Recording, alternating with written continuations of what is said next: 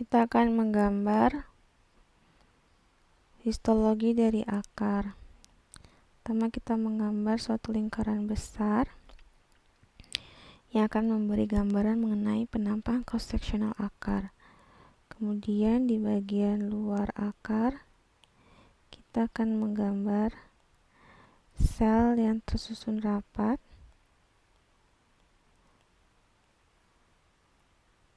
yang kemudian membentuk jaringan dinamakan jaringan epidermis.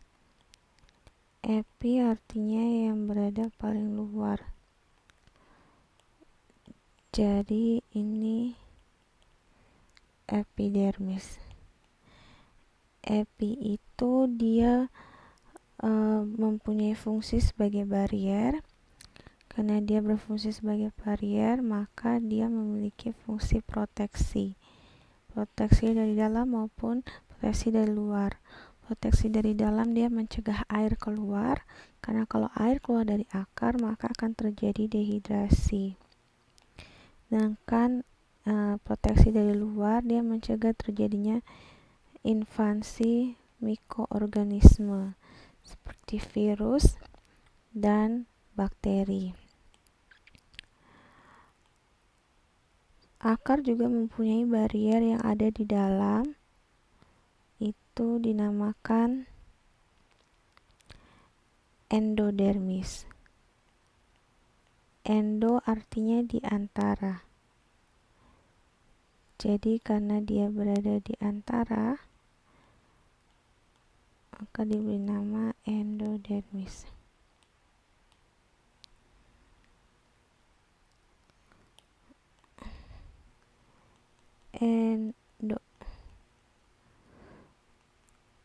Dia juga merupakan suatu barier yang sama seperti epidermis.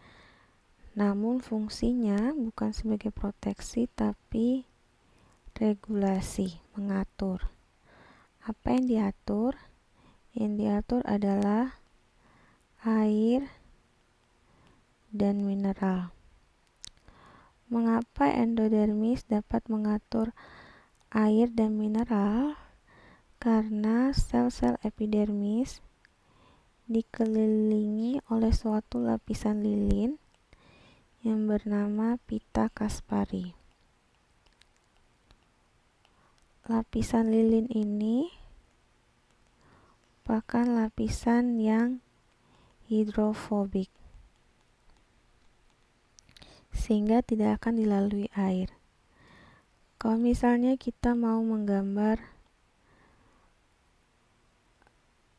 sel endodermis secara 3 dimensi, anggaplah ini adalah sel endodermis 3 dimensi yang tersusun rapat, walaupun bentuknya bukan kotak tapi saya menggambar secara kotak.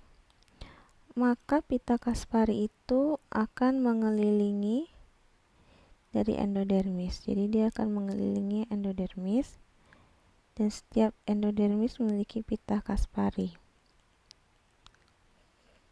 Sehingga nanti pada akhirnya akan terbentuk lapisan lilin di sekeliling pita Kaspari.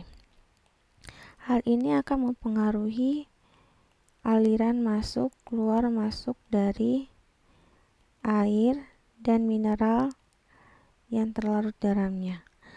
Karena pita Kaspari ini adalah pita yang hidrofobik, sehingga air tidak akan melewati pita Kaspari, melainkan dia akan langsung tembus melalui endodermis. Sel endodermis sendiri memiliki yang namanya membran sel, sehingga membran sel ini akan memiliki peran regulasi, mengatur air dan mineral yang terlarut dalamnya keluar masuk endodermis. Hal ini penting karena di dalam endodermis di sini terdapat jaringan vaskular yang akan mengalirkan air dan mineral yang didapat dari lingkungan. Selanjutnya kita akan membicarakan mengenai bagian di antara endodermis dan epidermis itu terdapat suatu sel yang berukuran besar dan dinding sel tipis. Ini adalah sel parenkim. Parenkim merupakan jaringan dasar, fungsinya ada banyak, tapi di akar sendiri dia mempunyai fungsi sebagai tempat penyimpanan cadangan makanan.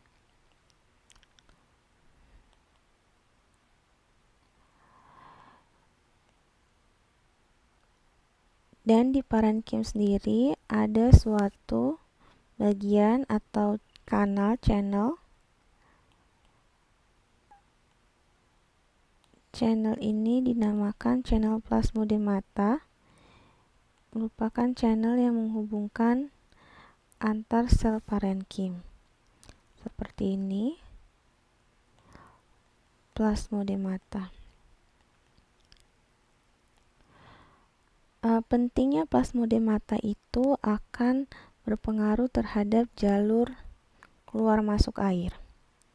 Jadi jalur keluar masuk air ada dua, ada ekstraselular dan ada intraselular.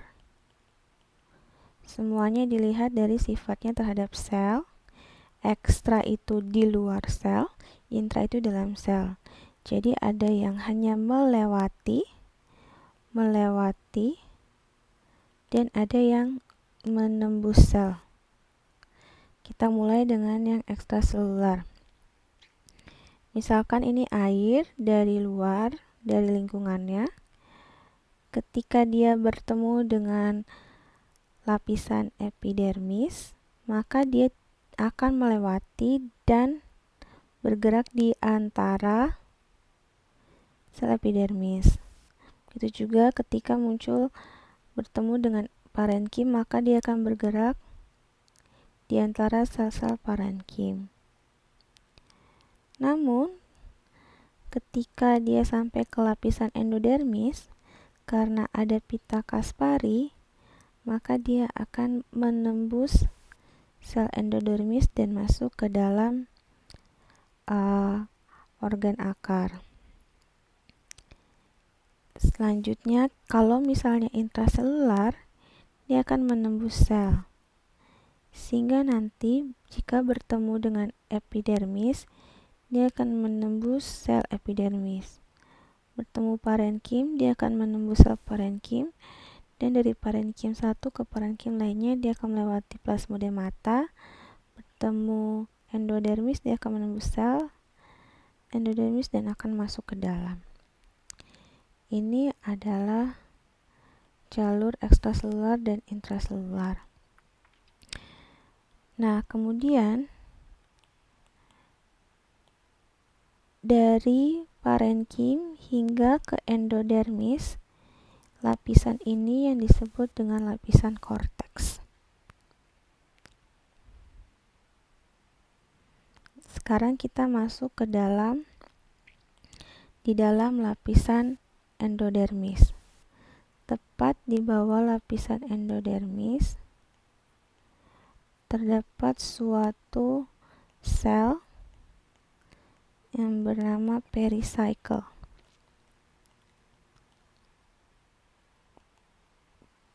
Pericycle atau perikambium. Peri itu artinya mengelilingi atau lingkaran, maka pericycle itu dia mengelilingi dari endodermis. Pericycle ini ketika terjadi pembelahan sel, maka pericycle ini yang akan membentuk akar lateral. Akar lateral itu bisa berupa percabangan dari akar. Lateral itu artinya tumbuh ke samping. Sehingga nanti pericycle ini dia akan tumbuh ke samping, seperti ini, dan membentuk cabang-cabang akar. Bisa juga bentuknya ke samping sebelah sini, dia akan membentuk cabang-cabang akar. Sekarang kita akan masuk ke jaringan pengangkut. Jaringan pengangkut yang kita tahu ada dua, xilem dan floem. Pada akar monokotil, floem akan berbentuk melingkar. Ini adalah floem. Xilem. Ini adalah xilem. Fungsinya untuk mengangkut air dan mineral yang terlarut di dalamnya satu arah ke atas. Jadi dia hanya memiliki satu arah gerakan, yaitu ke atas. Salah satu jaringan pengangkut lainnya juga adalah floem. Floem ini juga akan mengangkut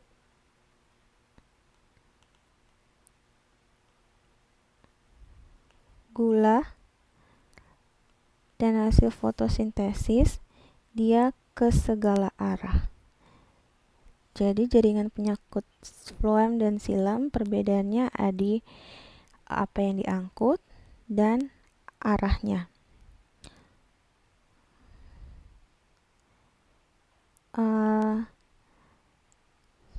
Setelah itu di dalam floem dan xilem terdapat sel-sel kecil. Ini yang disebut dengan hempulur.